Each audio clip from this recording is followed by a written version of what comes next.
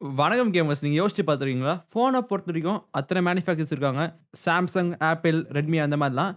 ஏன் PC components பொறுத்தவரைக்கும், முக்கியமா CPU அப்புறம் GPU பொறுத்தவரைக்கும் Always two there are. No more, no less. யோடா சொன்ன மாரி எப்பவுமே 2 கம்பெனி தான் இருக்குன்னு. So Intel vs AMD, Nvidia vs AMD. So இந்த வீடியோல இத பத்தி தான் பேசப் போறேன். இந்த வீடியோ நான் 90ஸ்லயோ இல்ல 80ஸ்லயோ போட்டிருந்தா இந்த வீடியோ டோட்டலா ஃபால்ஸா இருந்திருக்கும். ஏன்னு சொல்றப்ப, ஏன்னா அந்த டைம் நெறைய மேனுஃபேக்சர்ஸ் இருந்தாங்க. IBM ஃபர்ஸ்ட் பிசி முன்னாடி அந்த அளவு பவர்ஃபுல் பிசி இல்ல. அது மட்டும் இல்லாம ரொம்ப எக்ஸ்பென்சிவா இருந்தது. பட் IBM ரொம்ப ஃபேமஸான ஃபர்ஸ்ட் பர்சனல் பிசி Intelோட 8086 ப்ராசஸர் யூஸ் பண்ணிச்சு. இது அவங்க கண்டுபிடிச்ச x86 ஆர்க்கிடெக்சர்ல ஒர்க் ஆகுது. இன்வென்ட் பண்ணது ஒரு தப்பான வார்த்தை. ஃபர்ஸ்ட் அவங்க தான் செஞ்சாங்க அத. இந்த 8086 பொறுத்தவரைக்கும் ரொம்ப பவர்ஃபுல்லா இருந்தது. அந்த டைம் IBM செம்ம பிளாஸ்ட் பார்த்துச்சு. சரியான சக்சஸ் அந்த கம்பெனிக்கு.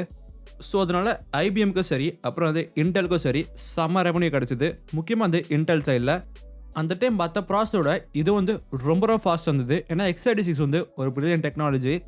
இந்த x86 ஒரு இன்ஸ்ட்ரக்ஷன் செட்டு. இது ஆக்சுவலாக சொல்லணும்னா 32 பிட்டு. நீங்கள் சிஸ்டம் ப்ராப்பர்ட்டிஸில் பார்ப்பீங்க. முக்கியமாக விண்டோஸ் 32 பிட்டு 64 பிட்னு போட்டிருக்கோம். இந்த இன்ஸ்ட்ரக்ஷன் செட்டோட மீனிங் ஷார்ட்டாக சொல்லணும்னா, ப்ராசஸருக்கு டேட்டா போகும்போது அது எப்படி ப்ராசஸ் பண்ண ப்ராசஸருக்கு தெரியணும். இது 32 பிட்டாக இருக்கலாம், 64 பிட்டாக இருக்கலாம். ஸோ இப்போ 64 பிட் ப்ராசஸ் நிறைய பேர் யூஸ் பண்ணுறோம். விண்டோஸ் நிறைய பேர் தான் இன்ஸ்டால் பண்ணியிருக்காங்க. தென் 64 பிட்டோட அட்வான்டேஜ் என்ன கேட்டீங்கன்னா ரொம்ப பவர்ஃபுல்லாக இருக்குது. அது மட்டும் இல்லாமல் பேக்வர்ட் கம்பேபிலிட்டிஸ். ஸோ 32 பிட் ஒர்க் ஆகல. சரி, டைமில் இப்போ திரும்பி பின்னாடி போகலாம். இந்த x86 சக்ஸஸ்க்கு அப்புறம் இது பேட்டன்ட் பண்ணிட்டாங்க. நெக்ஸ்ட் அது மூலமாக எக்ஸ்ட்ரா ரெவன்யூ பார்க்கறதுக்காக லைசன்ஸ் பண்ணாங்க மற்ற கம்பெனியோட. ஸோ AMD அப்புறம் IBMக்குலாம் சொல்கிறேன். இப்போ நல்லாவே தெரியும், இன்டெல் அப்புறம் AMD ஆர்க் ரைவல்ஸ். ரீசெண்ட் டைமில் AMD செம்ம பிளாஸ்ட் பண்ணிட்டாங்க. ஸ்டார்டிங்கில் AMDக்கு ஹெல்ப் பண்ணாங்க இன்டெல். ஸோ அந்த x86 ஆர்கிடெக்சர் நல்லா இம்ப்ரூவ் பண்ணாங்க. ஆனால் போக பென்டிஎம்ல நிறைய பேர் வந்தாங்க இன்டெல். இது ரொம்ப சூப்பராக இருந்தது. அது மட்டும் இல்லாமல் அஃபோர்டபுளாக இருந்தது. நிறைய கம்பெனிஸ் இது வாங்கினாங்க, நிறைய பேர் யூஸ் பண்ணாங்க. இது மற்ற காம்படிஷன் காலி பண்ணிச்சு சொல்லலாம். ஸோ AMD மட்டும் ஓரளவுக்கு நல்ல ரெப்புடேஷன் இருந்தனால கண்டினியூ பண்ணாங்க. பட் AMDோட வே என்ன கேட்டிங்கன்னா இனோவேட் பண்ணுறது, புதுசாக கண்டுபிடிச்சுன்னே இருப்பாங்க ரொம்ப தீவிரமாக. தென் முக்கியமாக தயங்க மாட்டாங்க அதை டெஸ்ட் பண்ணுறதுக்கு. ஸோ அதனால x64 ஆர்கிடெக்சர் எடுத்துருந்தாங்க. இதை நிறைய பேர் யூஸ் பண்ணுறோம். ஸோ AMD தான் ஃபர்ஸ்ட் மேக் பண்ணாங்க. இன்டெல் எப்படி லைசன்ஸ் பண்ணாங்களோ அதே மாதிரி AMD லைசன்ஸ் பண்ணாங்க. அந்த யூனோ கார்டு மாதிரி தான் எப்படி டேபிள் திரும்பிடுச்சு பாருங்க. தென் போக இந்த 2 கம்பெனியும் ரொம்ப பவர்ஃபுல்லாக போனாங்க. இது மற்ற காம்படிஷன் ப்ளோ பண்ணிடுச்சு. ஆனால் இன்னொரு விஷயம் இருந்தது. ARM ஆர்கிடெக்சர்னு இது தனி சைட்லைன் மாதிரி சொல்லலாம். மோஸ்ட் ஆஃப் பிசிஸில் அதை பார்க்க மாட்டீங்க. ARM ரொம்ப சின்னது. அது மட்டும் இல்லாமல் பவர் எஃபிஷியன்ட்டு. அதனால இதை ஆண்ட்ராய்ட் ஃபோன்ஸ், கார்ஸ், அப்புறம் ரீசெண்டாக ஆப்பிளில் பார்க்க போகிறோம். ஸ்னாப் ட்ராகன், மீடியா டெக்லாம் இவங்ககிட்ட தான் லைசன்ஸ் பண்ணியிருக்காங்க.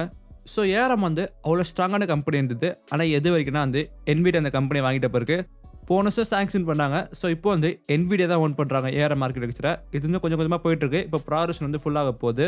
எவ்வளோ வருஷமாக டாமினேட் பண்ணாங்க. ஸோ இப்போ பிசியில் இன்டெல் அப்புறம் AMD பீட்டே பண்ண முடியும் Nvidia ப்ராசஸர் பொறுத்த வரைக்கும். But Nvidia 3D chess விளாட்றாங்க.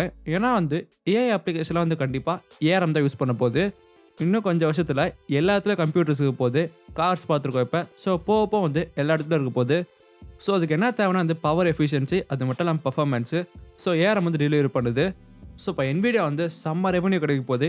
ARM எல்லாத்துலையும் யூஸ் பண்ண போகிறாங்க. அது மட்டும் இல்லாமல் அவங்க AI அப்ளிகேஷனில் சொல்கிறேன். இதான் பேட்டன்ட்டோட உலகமே ஆக்சுவலாக. ஸோ யார் தெரியும் Nvidia டக்குன்னு மூவ் கூட பண்ணுவாங்க ப்ராசஸர் எடுத்துகிட்டு வர. ஏற்கனவே சர்வர் சைடில் ஆரம்பிச்சிட்டாங்க. பட் இது கூடிய சீக்கிரம் நடக்காது. ஏன்னா ரொம்ப ஸ்ட்ராங்காக இருக்காங்க. அடுத்த செக்ஷனில் GPU பற்றி பார்க்கலாம். ஸோ கிராஃபிக்ஸ் கார்டும் இதே மாதிரி தான். நீங்கள் கிராஃபிக்ஸ் கார்டில் இந்த மாதிரி மேனுஃபேக்சர்ஸ் பார்த்துருப்பீங்க. ASUS, MSIலாம். இவங்களாம் AIB இல்லை தேர்ட் பார்ட்டி மேனுஃபேக்சர் சொல்லலாம். ஆடின் போர்டு இவங்க Nvidia கிட்ட சிப்பை வாங்கிடுவாங்க. அதான் ப்ராசஸர் கூட சொல்லலாம், GPU ப்ராசஸரை. அது இவங்க ஓன் PCB மேனுஃபேக்சர் பண்ணி அதில் அவங்க ஃபேன் டிசைன், ஷ்ரவுடு, அப்புறம் மார்க்கெட்டிங்கு, அதில் செலவு பண்ணுற எல்லா விஷயமே இவங்க எடுத்துப்பாங்க. இதே காரணத்தினால MSI, ASUS, Gigabyte எத்தனை கம்பெனி இருக்குது. ஆனால் எத்தனை கம்பெனி இருந்தாலும் அவங்க GPU ப்ராசஸர் செய்யலை. இது 2 கம்பெனியும் செய்கிறாங்க. இப்போ நான் சொல்கிறது இப்போதைக்கு இது AMD அப்புறம் Nvidia தான் சொல்கிறேன். ஸோ ஆக்சுவலாக ஸ்டார்டிங்கில் இவங்க 2 பேரும் எக்ஸிஸ்டே ஆகல கிராஃபிக்ஸ் கார்டு இண்டஸ்ட்ரியில். எப்படி AMD, இன்டெல் ஸ்டார்டிங்கில் இருந்தாங்களோ அது மாதிரி இல்லை. ஸோ ரொம்ப வருஷங்கள் முன்னாடி ப்ராசஸர் தான் கிராஃபிக்ஸ் கூட என்டர் பண்ணுச்சு. இப்போ அது பண்ணுறதில்ல. ஸ்டார்டிங்கில் GPUஸே ஆக்சுவலாக எக்ஸிஸ்டே ஆகல. அப்புறம் தான் எக்ஸ்பான்ஷனாக ஆக்சிலரேட்டர் கிராஃபிக்ஸ் ப்ராசஸர் எடுத்துகிட்டு வந்தாங்க. இது ஆக்சிலரேட்டர் தான். ஏற்கனவே அந்த ப்ராசஸரில் பண்ண டாஸ்க் இன்னும் கொஞ்சம் ஆக்சிலேட் பண்ண போது, கொஞ்சம் பூஸ்ட் பண்ண போது, ஸ்பீட் அப் பண்ண போது சொல்லலாம். சிம்பிளாக சொல்லணும்னா வந்து டிபெண்டண்ட்டாக இருந்தது. ஸ்டார்டிங்கில் வெறும் 2D கிராஃபிக்ஸ் மட்டும் ரெண்டர் பண்ண முடிஞ்சுது சில கிராஃபிக்ஸ் கார்டுனால. அதெல்லாம் வந்து ரொம்ப ரொம்ப எக்ஸ்பென்சிவாக இருந்தது. ஸோ போக போக பார்த்தீங்கன்னா வந்து அந்தளவுக்கு விற்கல அது. பட் ஒரு கம்பெனி வந்து ஒரு பெரிய ரெவல்யூஷன் பண்ணாங்க. 3D எஃபெக்ட்ஸ் தான். இவங்க வந்து வூடுன்னு ஒரு கிராஃபிக்ஸ் கார்டு விட்டாங்க. இந்த வூடு வந்து கண்டிப்பாக கேள்விப்பட்டிருப்பீங்க. இது வந்து ஃபஸ்ட்டு 3D கிராஃபிக்ஸ் ப்ராசர் கார்டு. அது ஓகே. இது வந்து மல்டிபிள் ஜிபி சப்போர்ட் பண்ணுச்சு. அந்த டைம் வந்து கிராஃபிக்ஸ் ப்ராசர்லாம் வந்து அந்த அளவுக்கு பவர்ஃபுல்லாக இல்லை. ஸோ மல்டிபிள் யூஸ் பண்ண வந்து ரொம்ப சூப்பராக இருந்தது. தென் வூடு வந்து ஆக்சுவலாக 3D கேமிங் எடுத்துகிட்டு வந்துச்சு. அந்த டைம் வந்து பிளே ஸ்டேஷன் ரொம்ப ரொம்ப ஸ்ட்ராங்காக இருந்தாங்க 3D கிராஃபிக்ஸில். ஸோ ஒரு எடுத்துகிட்டு வந்தாங்க அதை. நெக்ஸ்ட் இன்னொரு கம்பெனி வந்து ஒரு பெரிய என்ட்ரி கொடுத்தாங்க, ATIன்னு. ஏடிஏ வந்து ரொம்ப சூப்பராக நினைப்பிட்டாங்க. ரொம்ப பவர்ஃபுல்லாக இருந்தது. அது மட்டும் இல்லாமல் இப்போ நீங்கள் பிசியில் யூஸ் பண்ணுற பல ஃபீச்சர் வந்து எடுத்துகிட்டு வந்தாங்க இவங்க தான். ஸோ முக்கியமாக மல்டி மானிட்டரு, அப்புறம் வந்து கிராஸ் ஃபயர்லாம் சொல்கிறேன், நல்லா போயிட்டு இருந்தது. அதுக்கப்புறம் Nvidia உள்ளே வந்தாங்க. ஸோ Nvidia உள்ளே வந்துட்ட பிறகு Nvidia உள்ளே வந்தது ஸ்டார்டிங்கில் வந்து சூப்பர் மேன் மாதிரி இருந்தாங்க. ஸோ GeForce 256 எடுத்துகிட்டு வந்தாங்க. இந்த காரணத்தினால 3D எஃபெக்ட்ஸ்னால மேட்சே பண்ண முடியல. ரொம்ப நஷ்டமாயிடுச்சு, பேங்க்ரப்ட் ஆயிடுச்சு. அதுக்கப்புறம் வந்து சில அசட்ஸ் மட்டும் Nvidia வாங்கினாங்க. ஸோ இந்த காரணத்தினால SLI டெக்னாலஜி வந்து 3D எஃபெக்ட்ஸ் வந்து Nvidia வந்து அடாப்ட் பண்ணிட்டாங்க. அதே டைம் வந்து AMD வந்து இனோவேட் பண்ணாங்க. ஸோ இது வந்து ATI இருந்தது. இந்த ATI வாங்கி AMD Radeon கிராஃபிக்ஸ்னு பேரை மாற்றிட்டாங்க. பட் பாவம் இன்டெல் வந்து அவங்களுக்கு யாருமே கிடைக்கல. இருந்தாலும் வந்து இன்டெல் இன்னோஸில் இன்டிகிரேட் கிராஃபிக்ஸ் செஞ்சிருந்தாங்க. அது வந்து எவ்வளோ வருஷமாக இருந்தது. அதுக்கப்புறம் என்ன பார்த்தோம், GeForce நிறைய லைனப் வந்துச்சு. அதில் பெஸ்ட்டில் கட்டினா வந்து 8800 சொல்லலாம். அது ரொம்ப ரொம்ப ஃபேமஸு. பட் AMD வந்து ப்ராசர் மாதிரி பண்ணல, கொஞ்சம் லேக் பண்ணாங்க நிறைய விஷயம். அதுக்கப்புறம் வந்து கொஞ்சம் கொஞ்சமாக இம்ப்ரூவ் பண்ணிட்டு போனாங்க. ஆடியன் ஆர்கிடெக்சர் வந்துச்சு. ஸோ இப்போ ஆடியன் டூல் வந்து ஓரளவு பக்கத்தில் வந்துட்டாங்க. நம்மளாம் எக்ஸ்பெக்டே பண்ணியிருக்க மாட்டோம். ஸோ இன்டெல் வந்து இந்த கிரவுண்டுக்குள்ளே வராங்க.